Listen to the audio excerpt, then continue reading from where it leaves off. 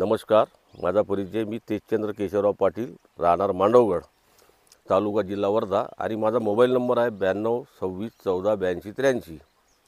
मी यावर्षी आद्या सीड आपलं न्यूझिवडी सीडचं आद्या हे वाण मी लागवड केलं होतं.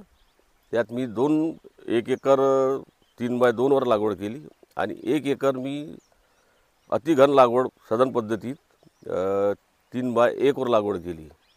त्यात मला फरक जाणवला की याच्यात 25 ते 30% उत्पादन मला जे सदन लागवड केली त्या झाडाची संख्या वाढली, त्याच्यात मला उत्पादन वाढलं 30%.